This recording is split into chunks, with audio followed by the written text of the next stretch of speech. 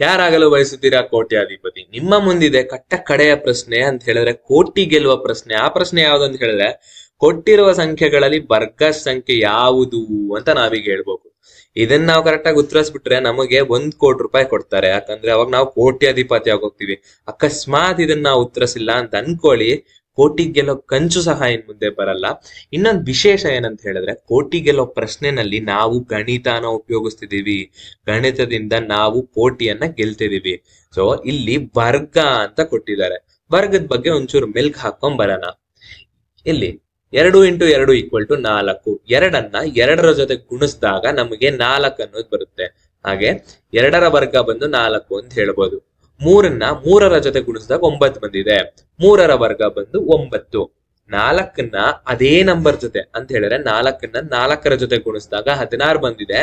4ರ ವರ್ಗ ಏನು ಅಂತ ಹೇಳಿದ್ರೆ 16 ಅಂತ ಹೇಳ್ಬೋದು.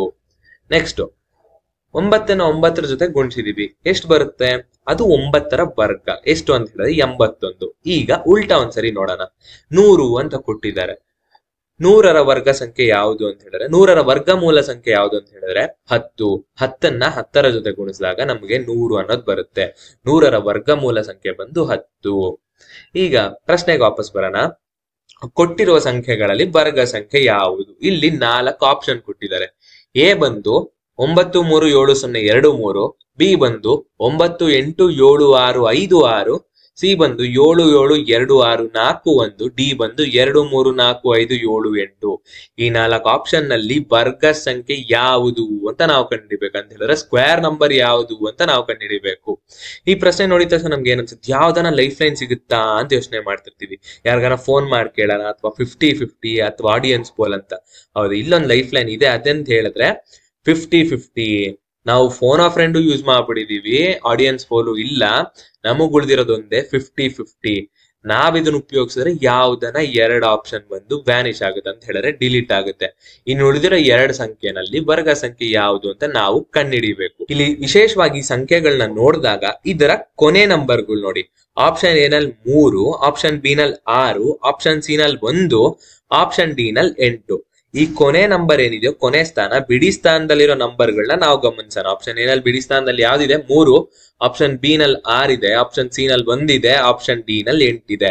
ಇದನ್ನ ಇಟ್ಕೊಂಡು ಏನನ್ನ ಮಾಡ್ಬೋದಾ ಅಂತ ಯೋಚನೆ ಮಾಡೋಣ.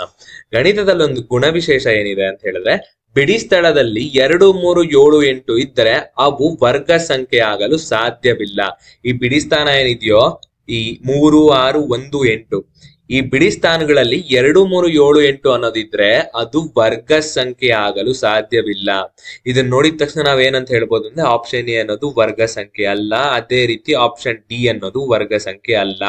ಈ ಪ್ರಾಪರ್ಟಿ ನಮಗ್ ಗೊತ್ತಿದ್ರೆ ನಾವು ಸೇಫ್. ಈ ಪ್ರಾಪರ್ಟಿ ಗೊತ್ತಿಲ್ಲ ಅಂದ್ರೆ ಏನ್ ಮಾಡೋದು? ಇನ್ನು ನಮ್ಗೆ 50-50 ಆಪ್ಷನ್ ಅನ್ನೋದಿದೆ. ಈ ಕೋಟ್ಯಾಧಿಪತಿ ಅನ್ನೋದೆಲ್ಲ ನಮ್ಗೆ ಗೊತ್ತಿರುತ್ತೆ. ಪ್ರತಿ ಒಂದ್ ಕ್ವಶನ್ ಅದೃಷ್ಟದ ಮೇಲೆ ಕೆಲವೊಂದು ನಿಂತಿರುತ್ತೆ. ಅರ್ಧ ಅದೃಷ್ಟದ ಮೇಲೆ ನಿಂತಿರುತ್ತೆ, ಅರ್ಧ ಆನ್ಸರ್. ಈಗ ನಾ ಏನ್ ಮಾಡ್ತೀನಿ ಅಂತ ಹೇಳಿದ್ರೆ 50-50 ಯೂಸ್ ಮಾಡ್ತೀನಿ.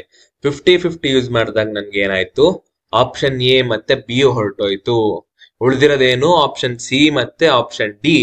ಇದ್ರ ಜೊತೆ ನನಗೊಂದು ಪ್ರಾಪರ್ಟಿ ಗೊತ್ತು. ಏನಾ ಪ್ರಾಪರ್ಟಿ ಅಂತ ಹೇಳಿದ್ರೆ, ಬಿಡಿ ಸ್ಥಳದಲ್ಲಿ 2 3 7 8 ಇದ್ರೆ ಅದು ವರ್ಗ ಸಂಖ್ಯೆ ಆಗಲು ಸಾಧ್ಯವಿಲ್ಲ. ಇದನ್ನ ನೋಡಿದ ತಕ್ಷಣ ಆಪ್ಷನ್ ಡಿ ಬರೋಣ. ಇದರ ಬಿಡಿ ಸ್ಥಾನ ಏನಿದೆಯೋ ಅದ್ರಲ್ಲಿ 8 ಇದೆ. ಆ 8 ಇರೋದ ತಕ್ಷಣ ನಾವೇನ್ ಹೇಳ್ಬೋದು? ಇದು ವರ್ಗ ಸಂಖ್ಯೆ ಅಲ್ಲ ಅಂತ. ಈ ಪ್ರಶ್ನೆಗೆ ಉತ್ತರ ಯಾವುದು ಅಂತ ಹೇಳಿದ್ರೆ ಸಿ. ಇದರ ವರ್ಗ ಸಂಖ್ಯೆ ಯಾವುದು? ವರ್ಗಮೂಲ ಸಂಖ್ಯೆ ಬಂದು 879. 879ರ ವರ್ಗ ಸಂಖ್ಯೆ ಬಂದು 7 7 2 6 4 1. ನಾ ಹಿಂದೆ ಹೇಳಿದೆ ಈ ಪ್ರಶ್ನೆ ನಿಲ್ಲೋದು ಅದೃಷ್ಟದ ಮೇಲೆ ಅಂತ. ಈಗ 50-50 ನಾನು ಯೂಸ್ ಮಾಡಿಲ್ಲ. 50-50 ನಾನು ಯೂಸ್ ಮಾಡಿಲ್ಲ. ಈಗ ಯೂಸ್ ಮಾಡ್ತೀನಿ. ನನಗೆ ಏನ್ ಡಿಲೀಟ್ ಆಯ್ತು? ಆಪ್ಷನ್ ಎ ಮತ್ತೆ ಡಿ ಡಿಲೀಟ್ ಆಗೋಯ್ತು. ನನ್ಗೇನ್ ಪ್ರಾಪರ್ಟಿ ಗೊತ್ತು? ಈ ಪ್ರಾಪರ್ಟಿ ಗೊತ್ತು. 2 3 7 8 ಅನ್ನೋದು ಬಿಡಿ ಸ್ಥಾನದಲ್ಲಿದ್ರೆ ಅದು ವರ್ಗ ಸಂಖ್ಯೆ ಆಗಲ್ಲ. ನನ್ನ ಬಿಡಿ ಸ್ಥಾನದಲ್ಲಿ ಏನಿದೆ? 1 ಇದೆ, ಇಲ್ಲಿ 6 ಇದೆ. ಈಗ ನಾನು ಏನ್ ಮಾಡ್ಬೇಕು? ಈ ಪ್ರಶ್ನೆ ಹೆಂಗ್ ಉತ್ತರಿಸ್ಬೇಕು? ಇನ್ನೊಂದು ಪ್ರಾಪರ್ಟಿ ಇದೆ. ಆ ಪ್ರಾಪರ್ಟಿ ಏನಂತ ಹೇಳಿದ್ರೆ, ಪರಿಪೂರ್ಣ ವರ್ಗ ಸಂಖ್ಯೆಯಲ್ಲಿನ ಬಿಡಿ ಸ್ಥಾನದಲ್ಲಿ 1 4 5 6 9 0 ಸಂಖ್ಯೆಗಳು ಹೊಂದಿರಬಹುದು. ಇದು ಪರಿಪೂರ್ಣ ವರ್ಗ ಸಂಖ್ಯೆ ಆಗಿದೆ ಅಂತ ಹೇಳಿದ್ರೆ ಅದರ ಬಿಡಿ ಸ್ಥಾನದಲ್ಲಿ 1 4 5 6 9 0 ಇಷ್ಟು ನಂಬರ್ ಅಲ್ಲಿ ಯಾವ್ದಾನ ಒಂದಿರುತ್ತಂತೆ. ಇಲ್ಲಿ 1 ಇದೆ, ಇಲ್ಲಿ 6 ಇದೆ. ಹಾಗಾಗಿ ಇದು ಪರಿಪೂರ್ಣ ವರ್ಗ ಆಗುತ್ತಾ? ಆದ್ರೂ ಆಗ್ಬೋದು, ಆಗದೇನು ಇರ್ಬೋದು. ಈ ಪ್ರಶ್ನೆಗೆ ನಾನು ಉತ್ತರ ಕೊಟ್ಟಿದ್ದೀನಿ. ಈಗ ನಾನು ಏನ್ ವೆರಿಫೈ ಮಾಡ್ತಿದ್ದೀನಿ ಅಂದ್ರೆ ಬಿ ಅನ್ನೋದು ವರ್ಗ ಸಂಖ್ಯೆ ಆಗುತ್ತಾ ಇಲ್ವಾ ಅಂತ. ನೆಕ್ಸ್ಟ್ ಮುಂದೆ ಕಲಿತಾ ಹೋಗೋಣ. ಈಗ ನಾನು ಉದಾಹರಣೆಗೆ ಇಲ್ಲೆಲ್ಲಾದರ ವರ್ಗ ಸಂಖ್ಯೆಗಳನ್ನ ತಗೊಂಡಿದ್ದೀನಿ. 0ಗೆ 0, 1ಗೆ 1, 2ರ ವರ್ಗ ಸಂಖ್ಯೆ 4, 3ಕ್ಕೆ 9, ಅದೇ ರೀತಿ 9ರ ತನಕ ತಗೊಂಡಿದ್ದೀನಿ. 9ಕ್ಕೆ 81. 10 ಅನ್ನೊಂದು ಯಾಕೆ ತಗೊಂಡಿಲ್ಲ ಅಂತ ಹೇಳಿದ್ರೆ ಅದು ರಿಪೀಟ್ ಆಗ್ತಾ ಹೋಗ್ತವೆ. 1 0 1 1 ಈ ರೀತಿ ರಿಪೀಟ್ ಆಗ್ತಾ ಹೋಗ್ತವೆ. ಇಲ್ಲಿ ಈ ವರ್ಗ ಸಂಖ್ಯೆಗಳನ್ನ ನೋಡಿದ್ರೆ ನಾವೇನ್ ಗಮನಿಸಬಹುದು ಅಂತ ಹೇಳಿದ್ರೆ ಇದರ ಬಿಡಿ ಸ್ಥಾನಗಳನ್ನ ನೋಡೋಣ.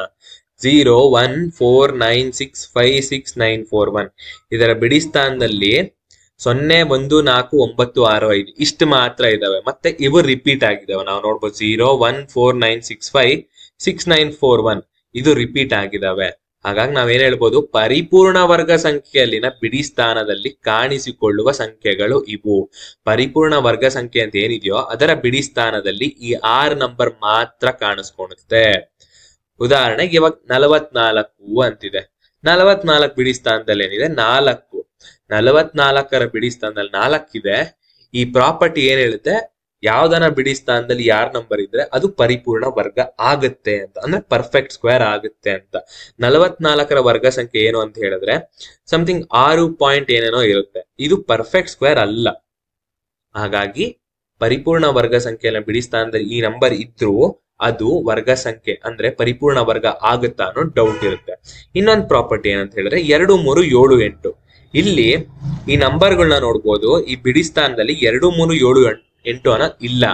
ಹಾಗಾಗಿ ನಾವೇನ್ ಹೇಳ್ಬೋದು, 2 3 7 8 ಅನ್ನೋದು ವರ್ಗ ಸಂಖ್ಯೆ ಬಿಡಿ ಸ್ಥಾನದಲ್ಲಿ ಏನಾದ್ರು ಬಂದ್ರೆ ಅದು ವರ್ಗ ಸಂಖ್ಯೆ ಅಲ್ಲ. ಈ 6 ನಂಬರ್ ಬಂದ್ರೆ ಅದು ವರ್ಗ ಸಂಖ್ಯೆಗಳಾಗಿರ್ಬಹುದು, ಆಗದೇನೂ ಇರ್ಬೋದು. ಬಟ್ ಈ 4 ನಂಬರ್ ಮಾತ್ರ ಇದ್ರೆ 2 3 7 8 ಕನ್ಫರ್ಮ್ ಅದು ವರ್ಗ ಸಂಖ್ಯೆ ಅಲ್ಲ ಅಂತ. ಈಗ ಬೇರೆ ನಂಬರ್ ನೋಡೋಣ. ಬೆಸ ಸಂಖ್ಯೆಗಳು ಸಮ ಸಂಖ್ಯೆಗಳು. ಬೆಸ ಸಂಖ್ಯೆ ಅಂದ್ರೆ ಆಡ್ ನಂಬರ್ಸ್, ಸಮ ಸಂಖ್ಯೆ ಅಂದ್ರೆ ಈವನ್ ನಂಬರ್ಸ್. 3ರ ವರ್ಗ ಎಷ್ಟು 9, 5ಕ್ಕೆ 25, 7ಕ್ಕೆ 49, 9ಕ್ಕೆ 81, ಅದೇ ರೀತಿ 11ಕ್ಕೆ 121. ಇಲ್ಲಿ ಸಮ ಸಂಖ್ಯೆಗಳಿಗೂ ಸಹ ವರ್ಗ ಸಂಖ್ಯೆಗಳನ್ನ ತಗೊಂಡಿದೀವಿ. ಬೆಸ ಸಂಖ್ಯೆಗಳನ್ನ ನಾವು ಗಮನಿಸಿದ್ರೆ ಇದರ ಬಿಡಿ ಸ್ಥಾನದಲ್ಲೇನೋ 9 5 1 ಅದೇ ರೀತಿ ಸಮ ಸಂಖ್ಯೆಗಳ ಬಿಡಿ ಸ್ಥಾನದಲ್ಲಿ ಏನಿದೆ 4 6 0.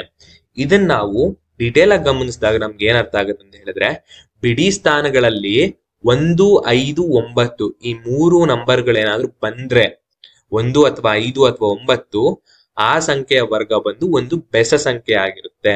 ಅದೇ ರೀತಿ 0 ಅಥವಾ 4 ಅಥವಾ 6 ಅನ್ನೋದು ಬಿಡಿ ಸ್ಥಾನದಲ್ಲಿ ಏನಾದ್ರು ಬಂದ್ರೆ ಆ ಸಂಖ್ಯೆಯ ವರ್ಗ ಬಂದು ಒಂದು ಸಮ ಸಂಖ್ಯೆ ಆಗಿರುತ್ತೆ. ನಾವಿದನ್ನ ಉದಾಹರಣೆ ಮೂಲಕ ತಿಳ್ಕೊಳ್ಳೋಣ. ಪರಿಪೂರ್ಣ ವರ್ಗದ ಬಿಡಿ ಸ್ಥಾನದಲ್ಲಿನ ಸಂಖ್ಯೆ 9. ಪರಿಪೂರ್ಣ ವರ್ಗದ ಬಿಡಿ ಸ್ಥಾನದಲ್ಲಿನ ಸಂಖ್ಯೆ ಬಂದು 9 ಆಗಿದ್ರೆ ಇದರ ವರ್ಗಮೂಲ ಸ್ಥಾನದಲ್ಲಿ ಯಾವ್ದಿರ್ಬೋದು ನಿಮ್ ಪ್ರಕಾರ? ನಾನು ಹೇಳ್ತೀನಿ 7ರ ವರ್ಗ ಬಂದು 49, ಮತ್ತೆ 3ರ ವರ್ಗ ಬಂದು 9. ಇದರ ವರ್ಗಮೂಲ ಸ್ಥಾನದಲ್ಲಿ 7 ಅಥವಾ 3 ಏನಾದ್ರೂ ಇದ್ರೆ ಅದರ ವರ್ಗ ಸಂಖ್ಯೆ ಬಿಡಿ ಸ್ಥಾನದಲ್ಲಿ 9 ಅನ್ನೋದು ಕಾಣಿಸ್ಕೊಳುತ್ತೆ. ಇಲ್ಲಿ ನೋಡ್ಬೋದು, ಪರಿಪೂರ್ಣ ವರ್ಗದ ಬಿಡಿ ಸ್ಥಾನದಲ್ಲಿ ಸಂಖ್ಯೆ 9 ಅನ್ನೋದಿದ್ರೆ ಆ ವರ್ಗಮೂಲ ಸಂಖ್ಯೆಯ ಬಿಡಿ ಸ್ಥಾನದಲ್ಲಿ 3 ಅಥವಾ 7 ಅನ್ನೋದು ಇರುತ್ತೆ. ಇನ್ನೊಂದು ಉದಾಹರಣೆ, ಪರಿಪೂರ್ಣದ ವರ್ಗ ಸಂಖ್ಯೆಯ ಬಿಡಿ ಸ್ಥಾನದಲ್ಲಿ 6 ಅನ್ನೋದಿರುತ್ತೆ ಅನ್ಕೊಳ್ಳೋಣ. ಇದರ ವರ್ಗಮೂಲ ಸ್ಥಾನದ ಬಿಡಿ ಸ್ಥಾನದಲ್ಲಿ ಏನಿರುತ್ತೆ? ನಾವು ನೋಡ್ಬೋದು 4ರ ವರ್ಗ ಬಂದು 16, ಅದೇ ರೀತಿ 6ರ ವರ್ಗ ಬಂದು 36. ಇದರ ಬಿಡಿ ಸ್ಥಾನದಲ್ಲಿ 6 ಅನ್ನೋದಿದೆ. ಹಾಗಾಗಿ ಇದರ ವರ್ಗಮೂಲ ಸ್ಥಾನದಲ್ಲಿ ಯಾವ ನಂಬರ್ ಇರುತ್ತೆ ಅಂತ ಹೇಳಿದ್ರೆ 4 ಮತ್ತೆ 6 ಇರುತ್ತೆ. ಪರಿಪೂರ್ಣ ವರ್ಗದ ಬಿಡಿ ಸ್ಥಾನದಲ್ಲಿ 6 ಅನ್ನೋದಿದ್ರೆ ವರ್ಗಮೂಲ ಸಂಖ್ಯೆಯ ಬಿಡಿ ಸ್ಥಾನದಲ್ಲಿ 4 ಅಥವಾ 6 ಅನ್ನೋದಿರುತ್ತೆ. ಇದನ್ನ ಚೂರ್ ತಲೆಯಲ್ಲಿ ಇಟ್ಕೊಳ್ಳೋಣ. ಮತ್ತೆ ಪ್ರಶ್ನೆಗೆ ಬರೋಣ. ನಾನು ಈ ಪ್ರಶ್ನೆಗೆ ಉತ್ತರ ಕೊಟ್ಟಿದ್ದೀನಿ. ಏನು ಅಂತ ಹೇಳಿದ್ರೆ 879. ಬಿ ಅನ್ನೋದು ವರ್ಗ ಸಂಖ್ಯೆ ಆಗುತ್ತಾ ಇಲ್ವಾ ಅಂತ ನೀವೊಂದ್ಸರಿ ಚೆಕ್ ಮಾಡಿ ನೋಡಿ. ನೀವು ಚೆಕ್ ಮಾಡಿ ನೋಡಿ ಕರೆಕ್ಟ್ ಆಗಿ ಆನ್ಸರ್ ಹೇಳಿದ್ರೆ ನಿಮಗೆ ಕೋಟಿ ಅನ್ನೋದು ಸಿಗುತ್ತೆ.